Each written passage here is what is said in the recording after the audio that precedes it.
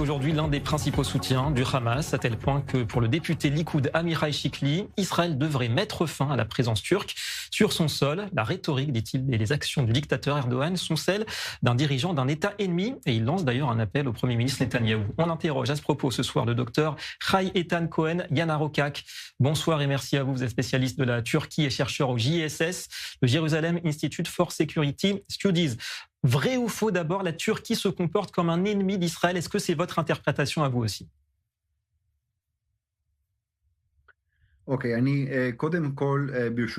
Avant toute chose, si vous permettez, j'aimerais commenter ce qu'a dit le ministre Amichai Shikli.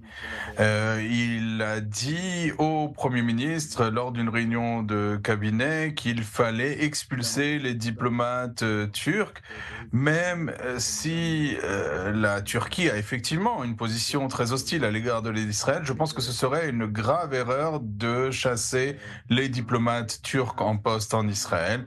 Depuis 1949, la Turquie reconnaît l'État d'Israël et je pense que ça n'est pas dans l'intérêt d'Israël de dire que la Turquie fait partie de l'axe du mal. Alors bien sûr, nous voyons les démarches hostiles de la Turquie à l'égard d'Israël, il ne faut pas être naïf. Mais je pense que l'État d'Israël, ou plutôt le gouvernement israélien, doit voir les choses d'une manière un peu d'une perspective un peu plus large et faire face aux défis turcs de manière plus créative. Ouais, on sait quand même qu'il y a un trait d'union entre la Turquie et le Hamas, c'est les frères musulmans, ce mouvement des frères musulmans. Est-ce que vous pensez que l'idée des Turcs à Gaza, parce qu'Ankara insiste sur ce point, d'intégrer la fameuse force internationale, est-ce que ce serait pour donner un coup de pouce sur place au Hamas, par exemple? Oui, bien entendu. Je sais bien que l'État d'Israël, afin de libérer les otages, surtout les otages vivants, mais aussi les dépouilles, a dû accepter les conditions posées par le président américain Donald Trump. Et une des conditions principales, c'était de faire entrer la Turquie comme pays garant dans la bande de Gaza pour évacuer les débris, etc. Je propose que l'on voit en fait le résultat final. Est-ce qu'il y a aujourd'hui des forces turques dans la bande de Gaza? La réponse est non. Nous savons que pour l'instant, l'État d'Israël ne permet pas à la Turquie d'avoir des gens sur le terrain, des soldats sur le terrain. C'est-à-dire on n'a pas de soldats turcs sur le terrain.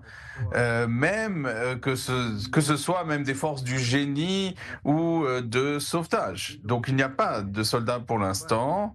Et je voudrais souligner que toute présence turque dans la bande de Gaza sera un encouragement pour le Hamas. La question ne se pose même pas.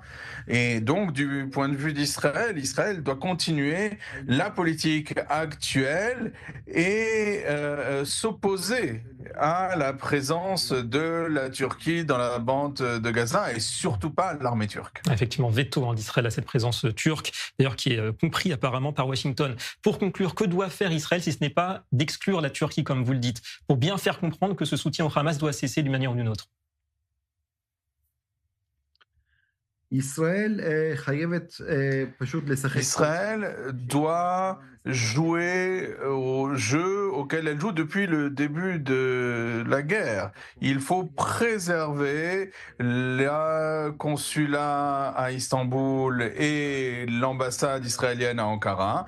Je comprends bien qu'à cause des questions de sécurité, il y a peu d'activité dans ces postes diplomatiques en Turquie, mais je pense que c'est une période qui est exceptionnelle. Et avec l'aide de Dieu, d'ici 6 mois, un an, on sortira de cette période différente. Nous pourrons, peut-être progressivement, prendre des démarches, entamer des démarches diplomatiques pour reconstruire les relations diplomatiques face à la Turquie. Et j'aimerais préciser, pour l'instant, la Turquie est contrôlée par Erdogan. mais il faut Mhm. considérer la Turquie comme pays d'une manière et Erdogan d'une autre. Donc, il faut ne pas complètement délaisser la Turquie.